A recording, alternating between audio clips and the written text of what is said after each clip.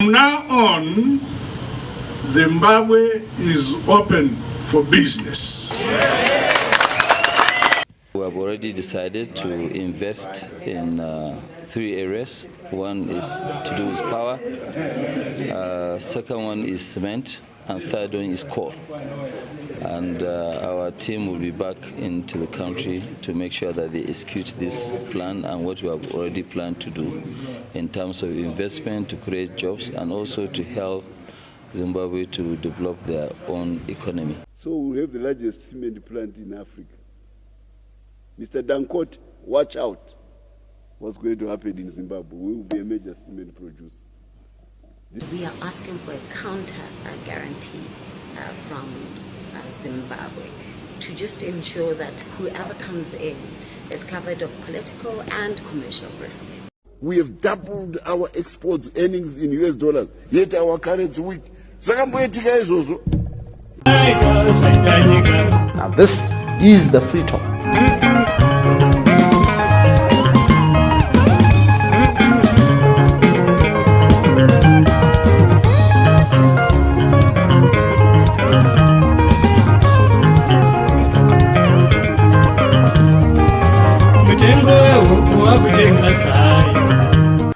A lot of business people from across the globe have tried to do business in Zimbabwe. And most of the times, there has been challenges. Some allege corruption, political infighting, and they end up taking their capital elsewhere. The economy is not helping. The currency is not helping. The ZiG that is struggling to hold its own. And most of the times, businesses are not able to get their money out once they invest in Zimbabwe.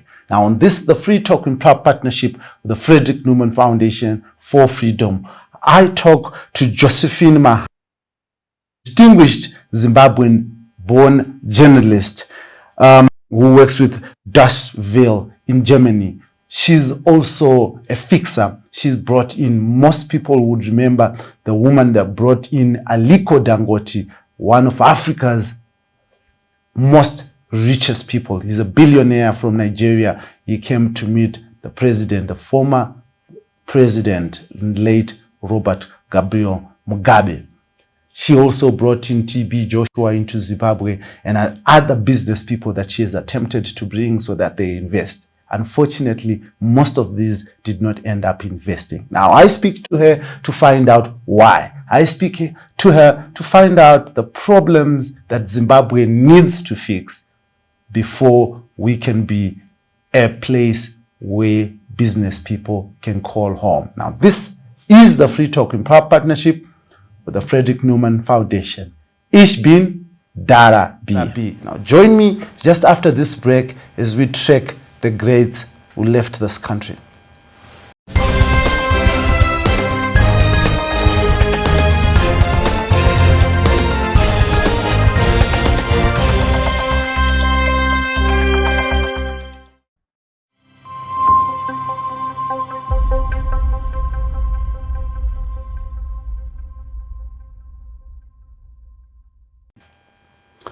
Now, welcome back to this, the Free Talk, in proud partnership with the Frederick Newman Foundation for Freedom. Now, tonight, I'm joined by one such great, controversial as she may be, Josephine Mahachi. Now, welcome, Josie, and thank you very much for joining us here on this, the Free Talk. Thank you, Dara B. How are you doing? Amazing, amazing. Now, Josie, I've known you for a very long time, and our paths met when you were still doing your Form 3 at Hatfield Girls High just here in Harare. Now tell me how you managed to shape yourself from that little girl who was at Hatfield Girls High to sitting where you sit today. Thanks a lot, Darabi. But in your intro, I want to later ask you, I'm a journalist, so I'll also interview. I want to ask you why you mentioned that word controversial. However, I will start back when I started my primary schools. From what I hear and from the little I remember, I think I was always a go-getter. I remember we used to go to Catholic church the one by St. Joseph's in Hatfield, and I started reading the Bible. I mean, for the church service when I was only 5. I could at least read a few lines. Then, I moved to Hatfield High School. I was one of those naughty ones, very noisy in school, always giving the teachers problems. But it was just me, someone who's never wanted to be told what to do, someone who's never wanted to be controlled. I feel this is where it started, because even when they were telling me we don't want people to relax their hair in school, you should have natural hair, you should cut your hair, I was always the opposite, right? I always had this thing that nobody or no rule should determine who I am. Then, yes, Blessed, I met you in Hatfield, and I don't know which part you know about me, whether the naughty part or the good part, but I feel like I've always been a person that wants to determine her own rules, wants to live her life uncontrollably, like not controlled by anyone. I want to live my life the way I see it fit. So, Hatfield Primary School nurtured me, moved to South Africa, to Mnet. That's where I started getting my foot into journalism, into TV. I remember then in South Africa also it was a bit hard. Always moving to another country was never easy. But I would say that's where I started my journey. And I've always been a very open book. What you see is what you get. But at times an enigma, you might see me, you might not even think or know what I'm planning or what I'm thinking. So that's me. That's Josie Mahachi. Yeah. You tell me how you ended up being with DW, this international TV and radio station in Germany. So I decided to move to Germany in 2018. Some stuff just frustrated me in Zimbabwe, and I just wanted to leave. And of course, I did my research, which is the best European country to move to, and Germany was it for me. And when I got here, of course, like I told you, I'm a go-getter. I just looked for the big media house in Germany, wrote to them. The rest is history. So I called you controversial because at some point you wanted to step into politics. You're a journalist. Now let's talk about that. So, to be honest with you, Blessed, I feel like the young people are not being given spaces to try and also narrate our story as Africans, as Zimbabweans. I'm happy now. I see that in the government under the current regime, there are young ministers. I see young men, and also at that time, that's what I felt. It was still the time of Robert Gabriel Mugabe transitioning into President Mnangagwa, and I felt like growing up in Hatfield, why not? Why can't I also try? But probably it wasn't the right time, or I just maybe jumped into it without really preparing for it. But if one day I come back again as Josie Mahachi, I would still want to give it a shot into politics. However, there's something also I realized, that you don't have to be a politician to change the world. You can change the world in very different ways, in very different aspects of life. So that was actually the reason. Grew up in Hatfield, so the roads in Hatfield then, how everything was just going on in Hatfield. And we had then, I think, a member of parliament from the opposition who would never see ever in the streets of Hatfield. So I just felt like, okay, maybe I can bring some change.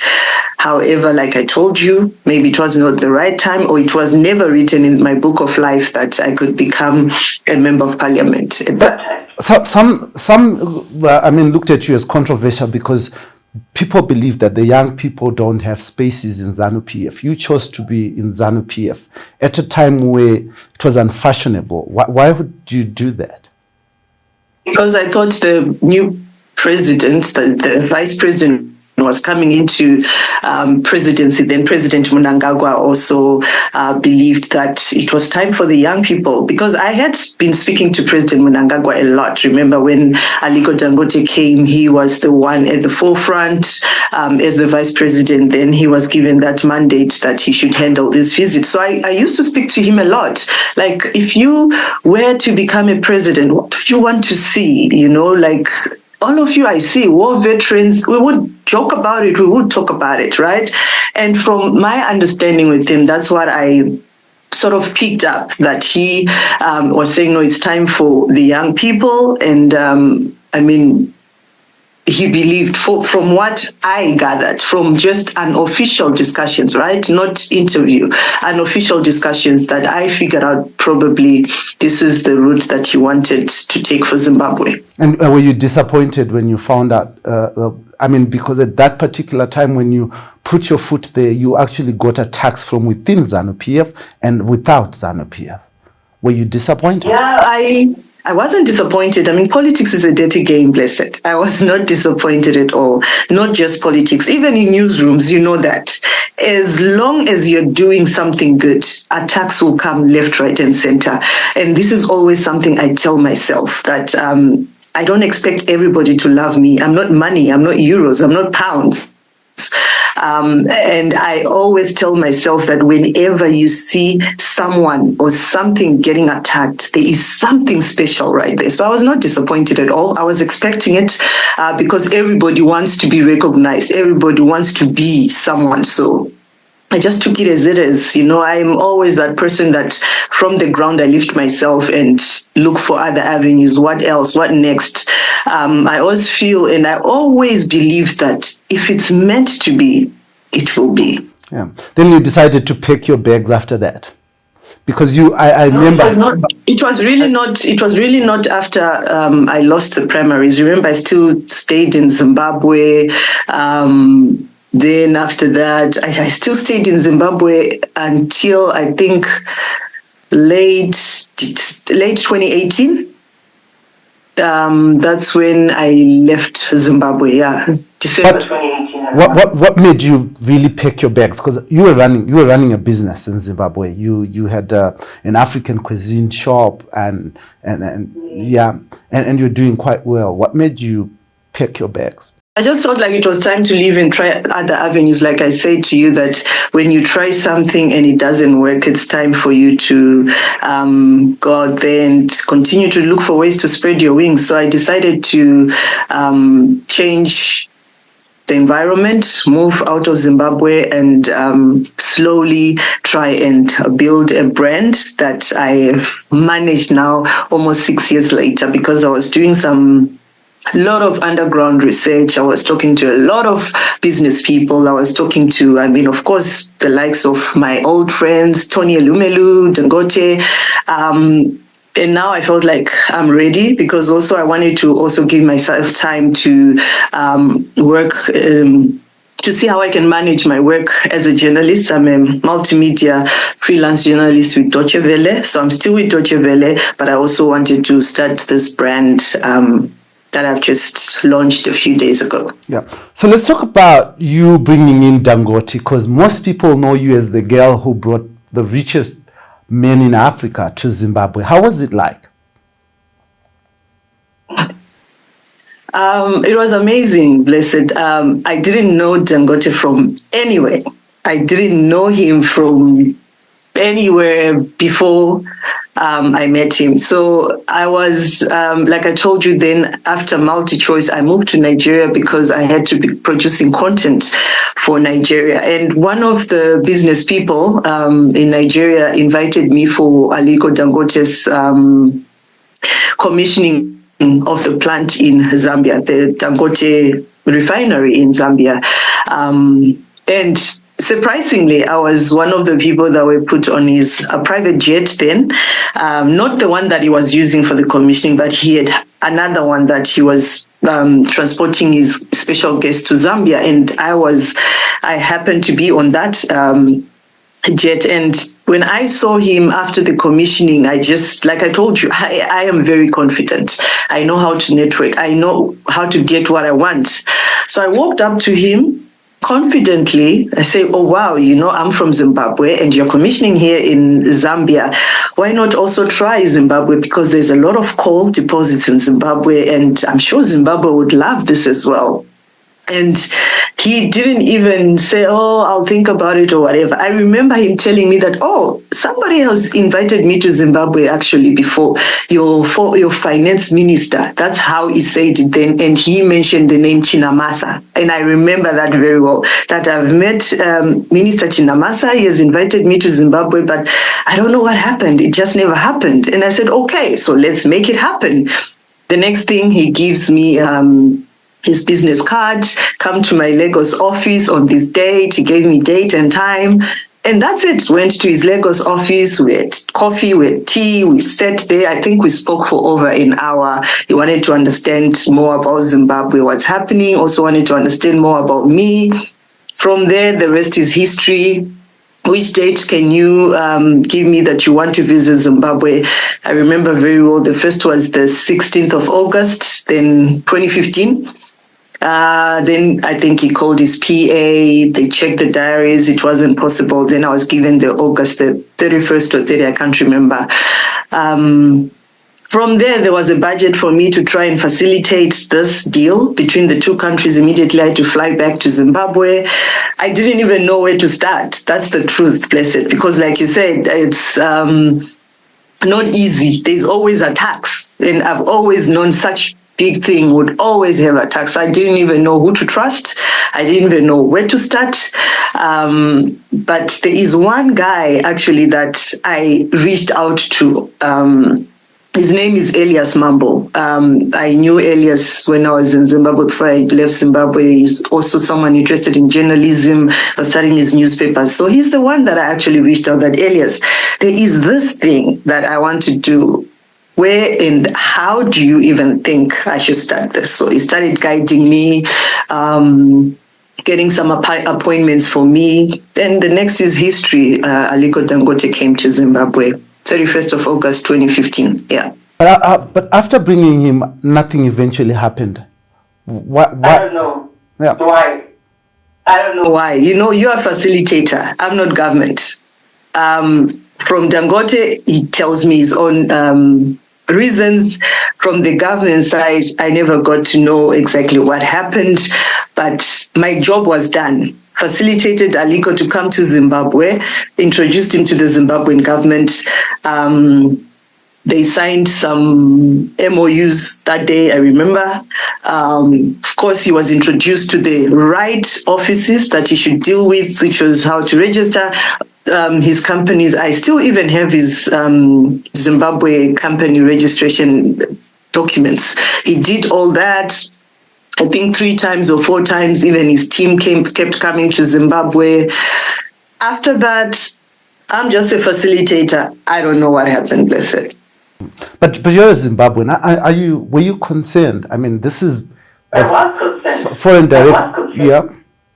I was very concerned. I am still concerned. Because looking at Aliko Dangote, there is a lot that he can still do for Zimbabwe, and Zimbabwe can still benefit from. I know that he's not the only business person. I know Zimbabwe is benefiting from so many other business people, China, Germany, I mean, from everywhere. I always read the newspapers. I hear that, I see that people are coming to invest in Zimbabwe. So that's fine.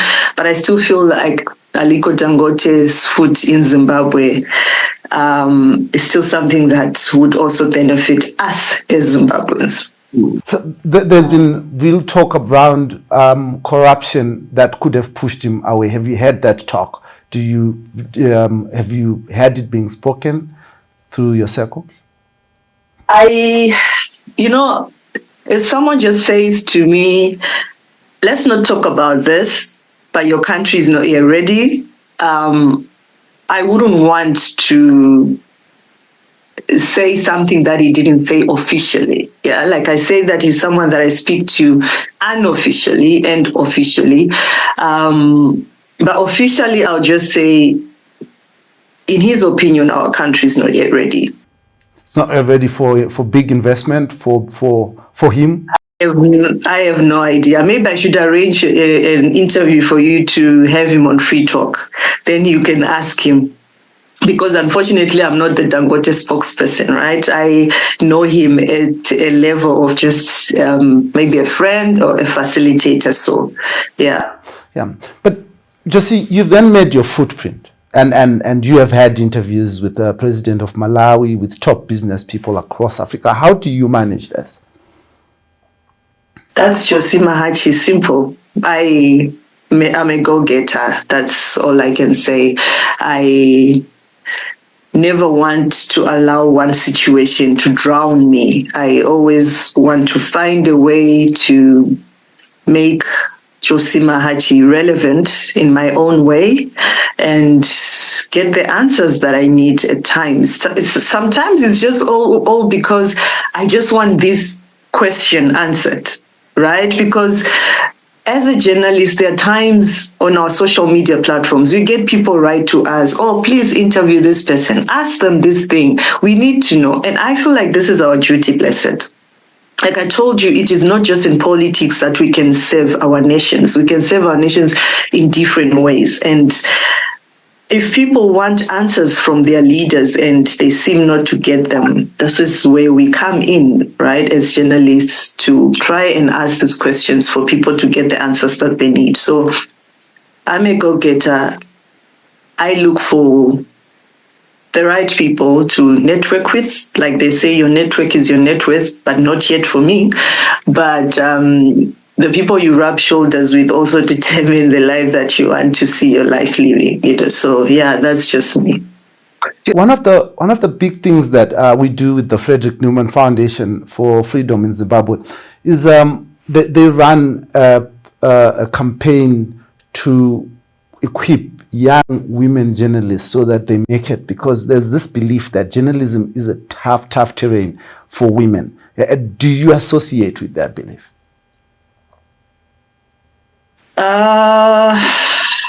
Not really.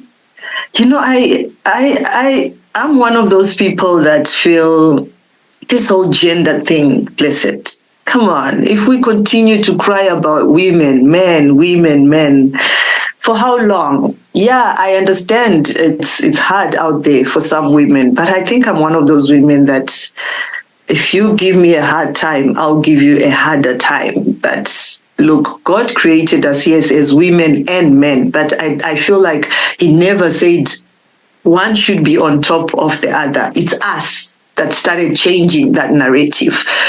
I love what FHF is doing. FNF, is doing. I follow them. I mean, it's a German brand. So I know very well they're doing an amazing job.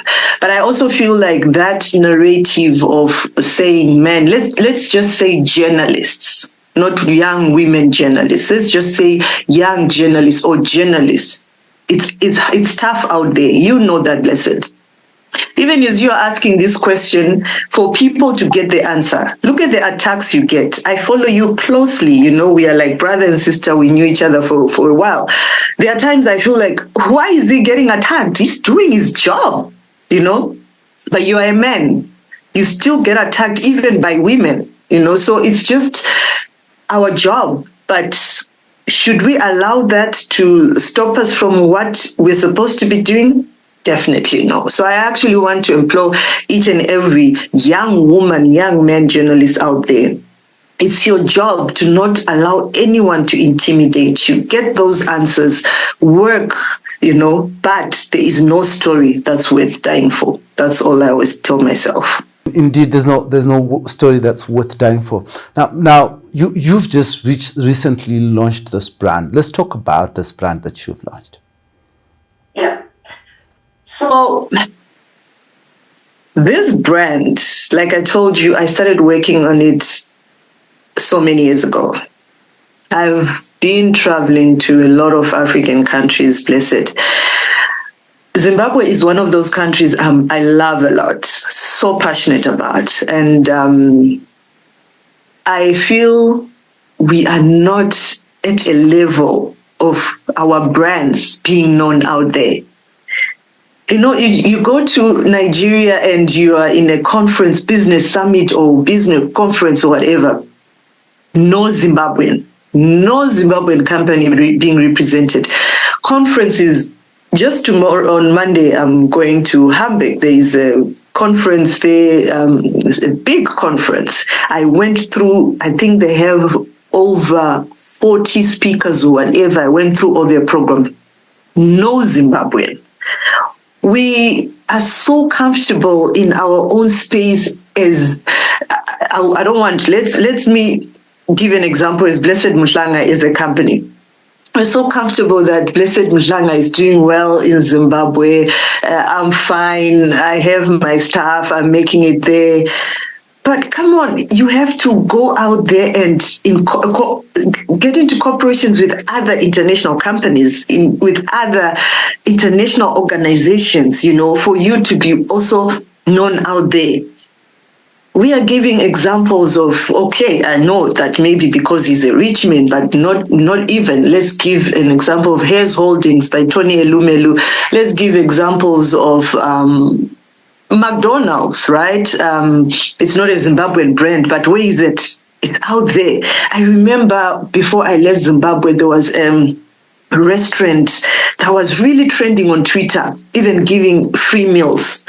What was this restaurant with traditional deco? I don't know if you remember it. I think you even gave some meals, Blessed, on Twitter.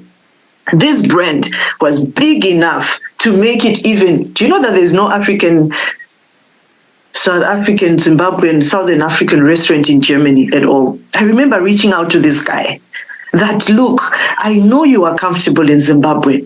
Take your brand out there. Right? So this is where I thought that, no, it's time I work at least with a few Zimbabwean brands to bring them out here somewhere, even if it's wherever it is.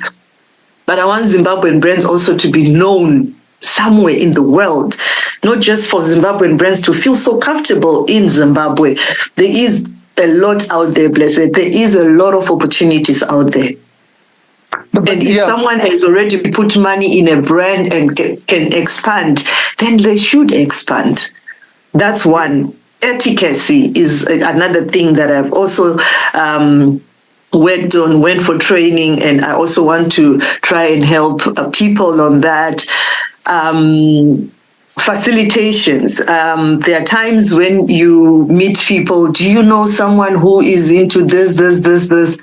And there are many times people would come to me, if I show you my inbox, please link me up with Dangote, link me up with Tony Elumen, link me up with Mo Abudu, link me up with this one, link me up with this one. And I felt like, okay, why then can't I just become like that facilitator, a linker, whatever they call it, and monetize it? So that's why I actually launched this brand. So how do people get in touch with Josie? I know you have a massive footprint on Twitter, on your social media handles, but some people would want to get in touch with you on a different space. Where your offices are? They in Zim? Are you working from Germany? What are you doing?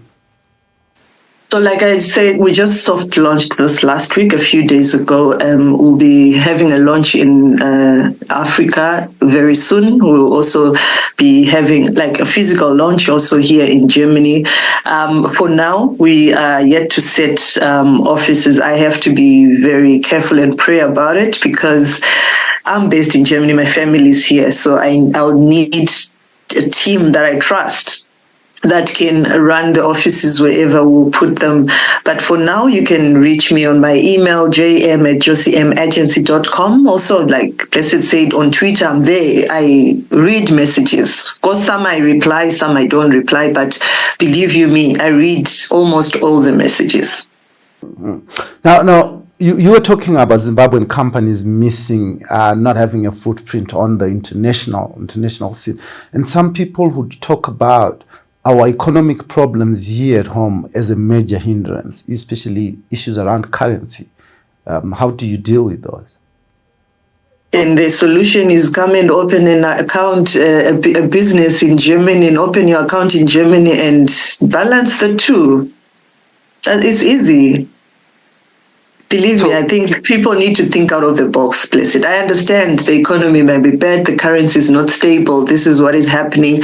Find partners. This is where I come in. Find partners. Partner with some people out here that would also assist you in your business. Invest. They'll help you invest. And of course, if your partner is in Germany, then your brand is also in Germany. You're partnering with someone in Germany, then until Zimbabwe sorts the currency issue, at least you have another foot somewhere out there and expand. It's all about expansion.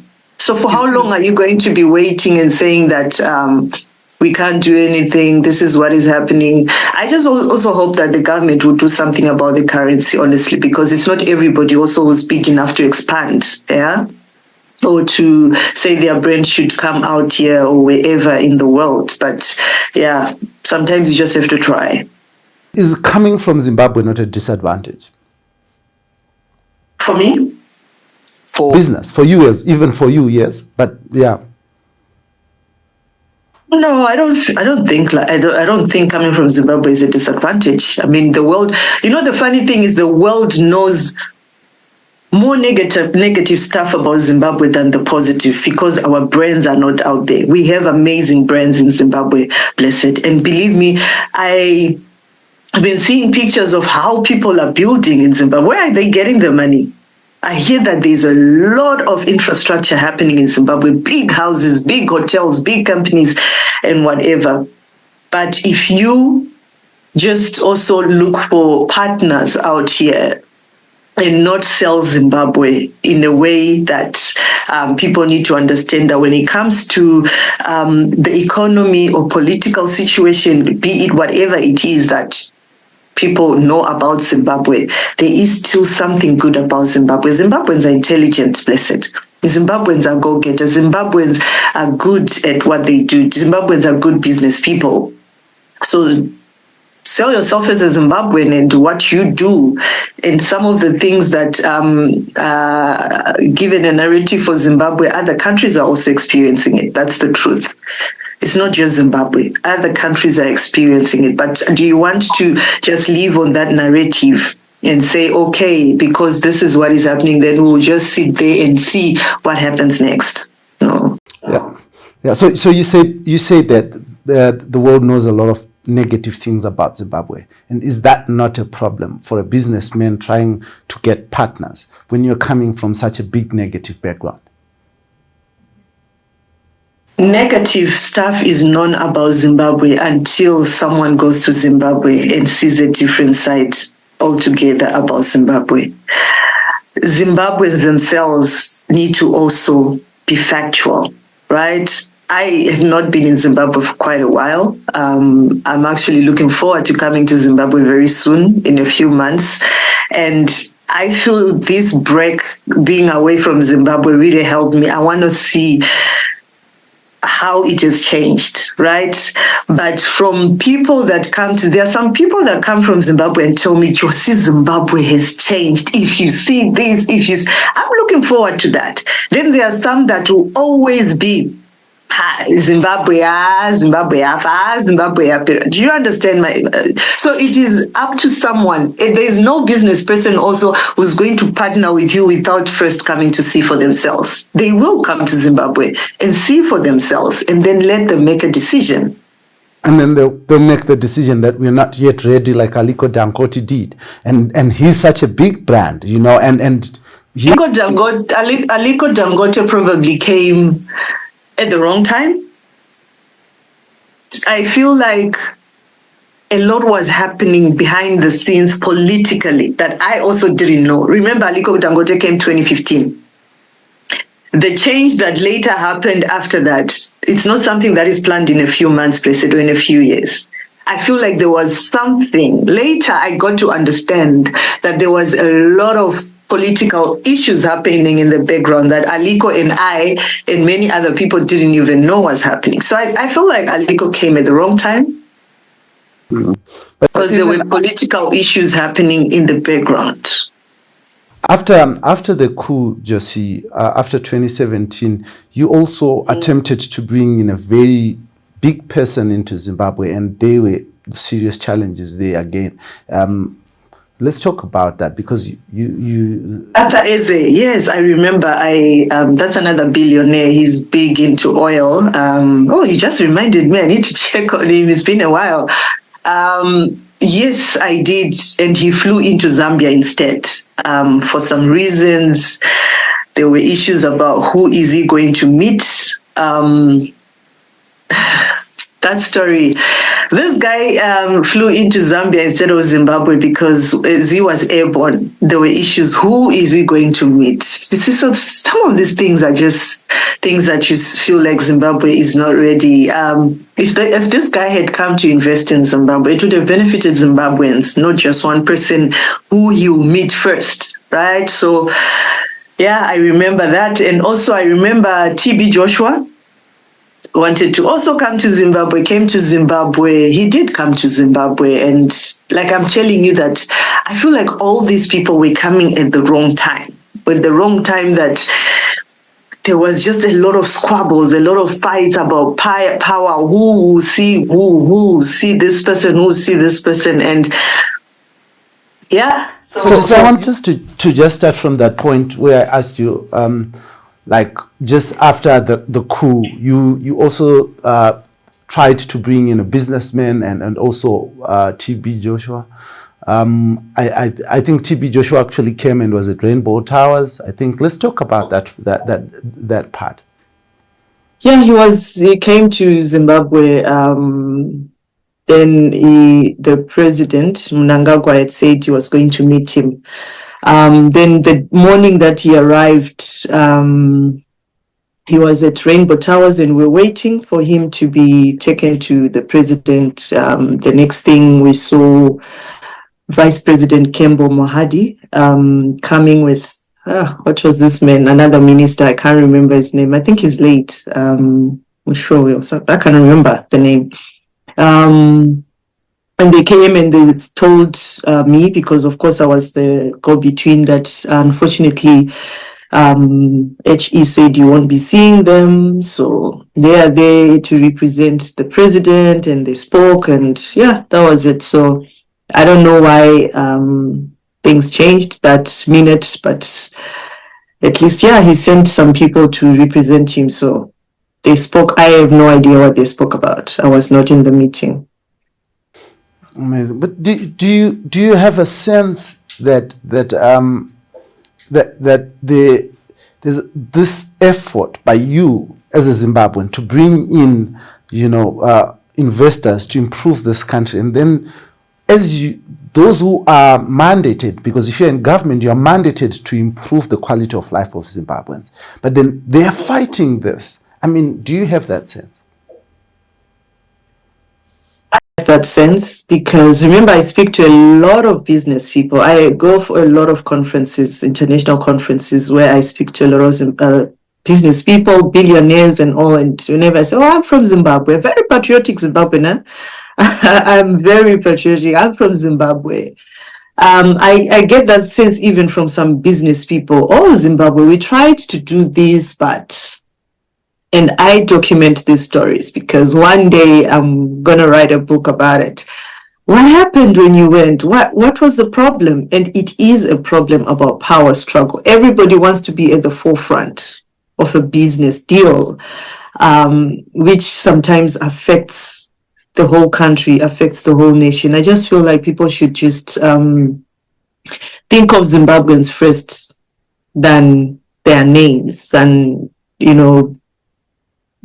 putting their names out there. But if it's something that's going to benefit the whole country, I feel people should think about the country more, and the Zimbabweans would also benefit from this. Zimbabweans are complaining a lot about unemployment. There's so much unemployment in the country, and imagine if someone just comes also and sets up a factory or sets up a refinery or sets up a cement plant. At least how many Zimbabweans will be employed? Remember, he's not going to be bringing workforce from Germany or workforce from Zambia, from Nigeria, but it will be Zimbabweans who will benefit from this. And in a way, despite the fact that it's not about you, your own people also have benefited. So I feel like, whoever these people are coming to Zimbabwe to meet, be it in the trade office, be it in the investments office or whatever, I think people now need to start thinking more about their brothers and sisters more than just their pockets. So last week I sat with Wilbert Baiwa, who was a presidential candidate, and he was he worked as the vice chairperson of the Infrastructure Development Bank. He also was a vice chairperson of the Zimbabwe Electricity Supply Authority, and he told me as I sat with him that the technocrats in Zimbabwean government are letting people down. Would you agree with his assertion? I mean, he's on the ground, so I'm sure he's right. For me, I'll just speak about the time I was there. I think it's all about, before it even gets to the top, to the president or whatever, for signings and whatever, everybody needs to also feel like they've benefited something. But remember, these people who are coming into Zimbabwe to invest are investing in other parts of the world, right? And whether they invest in Zimbabwe or not, there's always another country that will offer them this thing. So I think, probably if that's what he said, since he's on ground, then I sort of agree. Yeah. So this guy who ended up landing in Zambia, did he then do business in Zambia? He invested in Zambia. I actually have some of his gold mines that he invested in Zambia. He's doing well in Zambia. Ata Eze. Anybody can check it up. He's doing amazing in Zambia right now. And we lost this opportunity because of power struggles. Yeah, it's a pity. It's really a pity, but maybe one day we'll convince him again to come back. But at that moment. Yeah. So this brand that you're building, that you've launched, what work do you think it can do to ensure that these things that you're talking about, and also these things that you have experienced in the past, do not continue to happen? Because you're going to link people, you're going to link businesses together, and they're going to have these problems if they have not been solved. But for now, I want to focus on private businesses. This has nothing to do with the government. Private businesses, as a CEO wants to partner with a German company coming into Zimbabwe.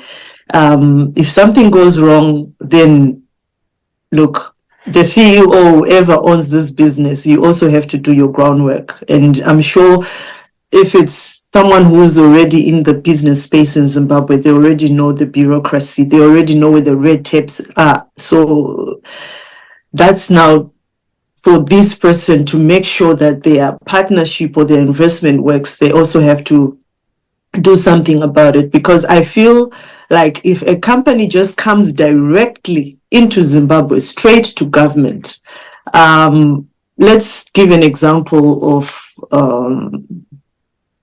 Lafarge, right? I think the Lafarge Cement, If Lafarge Cement now wants to partner with Aliko Dangote to expand, Aliko is coming through Lafarge. Then Lafarge has to do the footwork with whatever bureaucracy that is there in government or in government offices or institutions.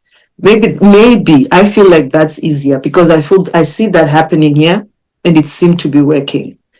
So this is a company that is already established on ground, that will not feel like someone is coming to take my business, but you are partnering to expand. Probably this is how other companies feel, and then sabotage. That why is Dangote coming now when we already have this and that? You understand? So we might blame government. At times it might not be government. It's all about people feeling like, okay, maybe it's coming to take over our businesses. Probably you want to eat in our plate? Yes, so there is a lot that happens, but I feel like when I link companies then it will work. That's just my belief, because I see it's working here. It's working in other parts of Africa. Do you feel powerful, Josie? In what way, blessed? In what way? You're sitting there, the Josie that I used to know. We used to walk down the road, I'm still that Josie, believe me. I am still that Josie. How you sit in this on this conference table, with billionaires, and you're telling the Zimbabwean story, and you're saying, "Come to my country," and they come. Do you feel some sense of power, Josie? I do. At times I do, because I am a person that never wants to take a no for an answer.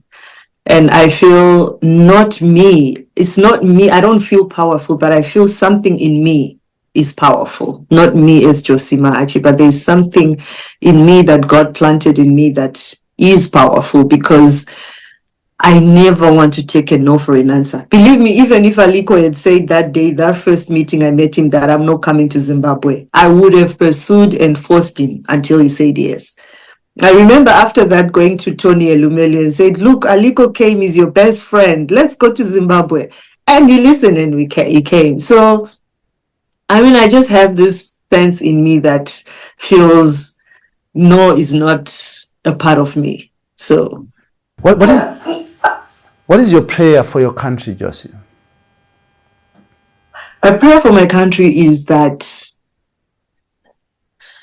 there are times when I think of Zimbabwe, I get so emotional. The prayer for my country is that people are united more. Just forget about this whole partisan thing. I'm Zanu, I'm CCC, I'm MDC. I just feel people should just take each other as Zimbabweans. United we stand, divided we fall. All these divisions, believe me, are destroying Zimbabwe. Zimbabwe is a beautiful country, and we can still make it. We can still become those Zimbabweans that were once like on the map, red basket of Zimbabwe. But I feel like people are spending so much energy hating on each other, that you are CCC, you are Zanu PF, you are this. How about Zimbabwe? When are we ever going to say we are Zimbabweans first, before politics, before partisans, that is my greatest prayer, that let's unite as Zimbabweans for a while. I just want one day that I open Twitter, because I follow everybody. I follow people from opposition. I follow people from Zanu PF. And it's just so toxic. It is so toxic that we spend more time attacking each other than thinking of ways to progress our nation to be a better country from what it is. Because from what I see it's either you are there or you are here. That's just what the sense I'm feeling in Zimbabwe. And remember, when the elephants fight, who suffers? And I feel like people also that are supposed to use their brains to know that all these fights they're doing, they don't benefit anything from it. Other people are actually just laughing their way to the bank and to whatever deals they're doing, and you're busy there attacking each other on Twitter, on Facebook or whatever. We are Zimbabweans. It's just too toxic, blessed. Even in the entertainment industry, it's just so toxic. It's not just in politics. So my greatest prayer for Zimbabwe is just people should be united. We see even our socialites, they call them socialites, right? Socialites fighting. There's no unity at all. I'll give an example. I always go to Nigeria a lot because I do a lot of business there. Let's say these people are united. Look at Nollywood. Yes, there's no way there are no fights or whatever, but look how united they are. And the Nollywood industry is boom, yeah, because they are united. They work together. they have a focus. For us, it's always about, no, if it's not me, then who are you? Fight. It's just that. For me, that's the greatest prayer. All these other things, the economy, instability, whatever, it will later fall into place. But first, the people have to be united. That's the greatest prayer I have for Zimbabwe. Amazing. I want to thank you very much, Josie, for joining me on the Free Talk. And you know, it's just so amazing for me that that you're my network, and networks are your net worth. But the fact that we grew up there and never had this idea that we'd be touching and changing the world in different spaces, and here we are sitting and having this conversation, with both of us agreeing that we need to change our country, we need to move it in a space that allows us to become better people. But do you have any last words, Josie, before I let you go? No, not much, but just to say, Zimbabweans, Zimbabwe, I love you so much. I am controversial, but in a good way. I want to see Zimbabwe progress. I want to see Zimbabwe become that breadbasket of Africa once again. And I just can't emphasize this enough. Let's just be united. You know, the world is our oyster. There's so much we can do together as long as we're united. And if you ever want to talk to me, or if you ever want to speak to me about anything, I'm available. But you take care. I love you lots. And let's make the world a better place as Zimbabweans. Thank you. Now, this is Josie Mahachi, entrepreneur, and now she's launched a brand that she wants to be a fixer, to be able to connect Zimbabwean business people with the international world out there. The world is our oyster, she says, and it's our time to eat out of it. If the economy in Zimbabwe is not handling your business, expand it, move out there, and begin to eat from the bigger markets, from Nigeria, from Germany, from Europe. The EU is one of the biggest blocks of business in the world as a combination. You will be able to transact with all EU countries seamlessly without having to seek for a license in Germany, for a license in Spain, and stuff like that. Now, this is what Josie Mahachi, a Zimbabwean who grew up just down the streets there in Hatfield, is making waves on the international scene. I want to thank you very much, Josie. I want to thank you very much to our viewers and say thank you very much for choosing us as your station of choice. This is Heart and Soul TV and Radio on this, the Free Talk, in proud partnership with the Frederick Newman Foundation. Ich bin blessed Mhlanga. Until next time. Dankeschön. Dankeschön. Tschüss.